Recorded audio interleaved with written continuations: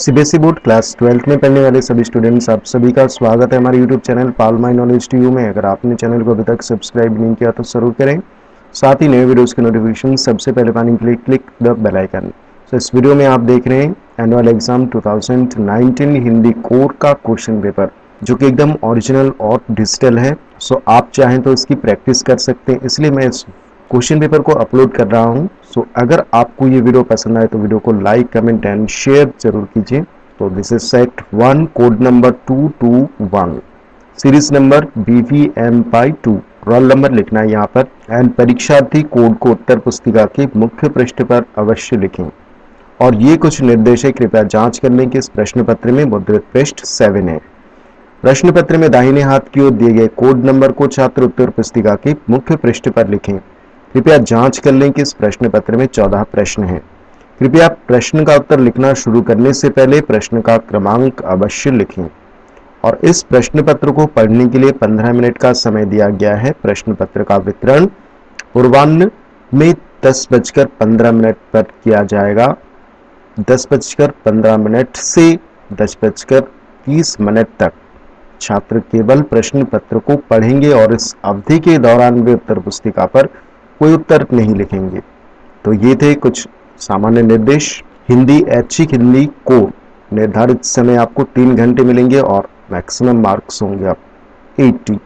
कुछ और भी सामान्य निर्देश एक बार देख लेते हैं। इस प्रश्न पत्र में 14 प्रश्न हैं। प्रश्न पत्र में 3 खंड है, क ख ग। सभी प्रश्न अनिवार्य हैं। विद्यार्थी यथासंभव अपने शब्दों में उत्तर क्रमशः लिखें।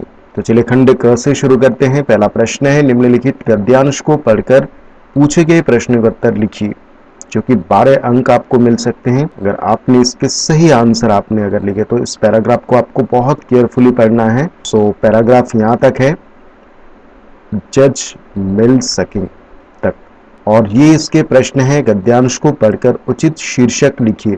तो शीर्षक के लिए आपको 1 अंक मिलेंगे। आजकल न्यायपालिका पर उंगली क्यों उठाई जा रही है, इसके लिए आपको 1 अंक मिलेंगे। कुछ जज अपने आप को सारी सामाजिक मर्यादाओं से ऊपर क्यों मान लेते हैं, 2 अंक के लिए। जजों को अधिक सतर्क क्यों होना चाहिए, 2 अंक के लिए। न्यायपालिका में निचले स्तर पर अच्छे जज क्यों नहीं मिलते, 2 अंक के लिए। नेशनल लॉ इंस्टीट्यूट और अन्य प्रतिष्ठित संस्थानों के अनेक अच्छे छात्र जज बनना क्यों नहीं चाहते हैं, 2 अंक के लिए प्रश्न है। वीआईपी संस्कृति की धारा किस प्रकार सामाजिक अराजकता और गैर बराबरी को बढ़ावा देती है, 2 अंक के लिए प्रश्न है। दूसरा प्रश्न देखिए, निम्नलिखित काव्यांश को पढ़कर पूछे गए प्रश्न का उत्तर लिखिए। तो यहाँ से लेके यादें होती है से लेके मेरी मजबूरी है तक ये काव्यांश है। और इसमें 4 प्रश्न हैं और सभी प्रश्नों के 1 अंक दिए गए हैं। यादों को नदी में उठी भंवर की तरह क्यों कहा गया है, कवि के पास खुद को कटघरे में खड़ा करने की मजबूरी क्या है। यादों को शरीर में फंसे कांच जैसा मानने के पीछे क्या तर्क हो सकता है, यादों को जानी दुश्मन की तरह मानने का क्या आशय है। अथवा इस काव्यांश को पढ़कर यहाँ से गुलाब का फूल है से लेके कभी ना आए, और ये इसके प्रश्न हैं। गुलाब और अलसी सरसों के फूलों से कवि का क्या अभिप्राय है। पढ़े लिखे गुलाब के गांव में जाकर बसने में क्या समस्याएं हैं। मूर्ख किसान को क्या भाता है और क्यों। और आमीन गुलाब पर ऐसा वक्त कभी ना आए से कवि का क्या तात्पर्य है। स्टार्ट करते हैं खंड ख। तीसरा प्रश्न है, निम्नलिखित में से किसी एक विषय पर अनुच्छेद लिखे। तो ये सब्जेक्ट है, आपको एक अनुच्छेद लिखना है जिसके लिए आपको 5 अंक मिलेंगे। क्वेश्चन नंबर 4, किसी समाचार पत्र के संपादक को पत्र लिखकर सीमा पर देश की रक्षा करते हुए अपना बलिदान देने वाले भारतीय सेना के जवानों के शौर्य एवं वीरता को रेखांकित कीजिए, अथवा इन दोनों में से किसी एक को आपको करना है, जिसके लिए आपको 5 अंक मिलेंगे। क्वेश्चन नंबर 5, निम्नलिखित में से किन्हीं 4 प्रश्नों के संक्षिप्त उत्तर लिखिए। हर एक के लिए 1 अंक निर्धारित है। क्वेश्चन नंबर 6, जंक फूड और स्वास्थ्य विषय पर एक आलेख कीजिए, अथवा हाल ही में पढ़ी गई किसी खेल पुस्तक की समीक्षा कीजिए। क्वेश्चन नंबर 7, इसमें भी 2 प्रश्न हैं जिसके लिए 3 अंक मिलेंगे। कोई भी एक प्रश्न आपको इनमें से करना है। अब देखते हैं खंड ग। क्वेश्चन नंबर 8, निम्नलिखित काव्यांश को पढ़कर पूछे गए प्रश्न का उत्तर लिखिए। तो ये एक काव्यांश है, खेती न किसान को से लेके तुलसी हाहाकरी। ठीक है, तो ये इसके 3 प्रश्न हैं।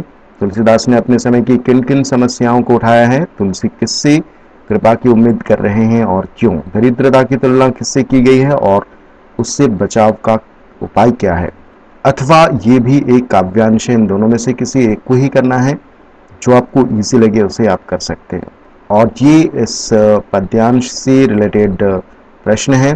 भाषा को सहूलियत से बरतने में किन बातों का ध्यान रखना चाहिए और बात की चूड़ी मर गई से कवि का क्या तात्पर्य है। भाषा प्रयोग के संदर्भ में इन पंक्तियों का आशय स्पष्ट कीजिए अंदर से, न तो उसमें कसाब था न ताकत। क्वेश्चन नंबर 9, निम्नलिखित काव्यांश को पढ़कर पूछे गए प्रश्न का उत्तर लिखिए। 4 अंक के लिए प्रश्न है और ये 2 प्रश्न है। इसमें भी ऑप्शन मिल जाएंगे, या तो इसे कर सकते हैं या फिर इसे। क्वेश्चन नंबर 10, निम्नलिखित में से किन्हीं 2 प्रश्नों का उत्तर लिखिए। 3 अंक के लिए हर एक प्रश्न। 4 प्रश्न है, कोई भी 2 प्रश्न आपको करना है। क्वेश्चन नंबर 10, निम्नलिखित गद्यांश को पढ़कर पूछे गए प्रश्न का उत्तर लिखिए। यहाँ पर 3 प्रश्न है, हर प्रश्न के लिए 2 अंक दिए गए हैं। अथवा इसमें भी ऑप्शन है, आप इसे भी कर सकते हैं। इस गद्यांश को पढ़कर इन 3 प्रश्नों को आप कर सकते हैं। क्वेश्चन नंबर 12, निम्नलिखित प्रश्नों के उत्तर लिखिए।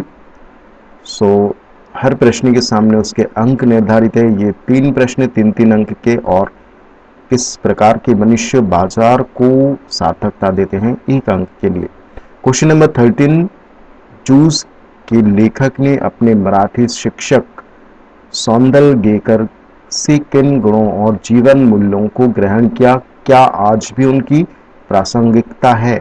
4 अंक के लिए प्रश्न है और इसमें भी आपको ऑप्शन मिल जाएंगे, इन दोनों में से कोई एक प्रश्न आपको करना है। क्वेश्चन नंबर 14, आखिरी प्रश्न, निम्नलिखित में से किन्हीं 2 प्रश्न का उत्तर लिखिए और हर प्रश्न के 4 अंक मिलेंगे। तो यहाँ पर 4 प्रश्न हैं और किसी 2 प्रश्न का ही उत्तर आपको लिखना है।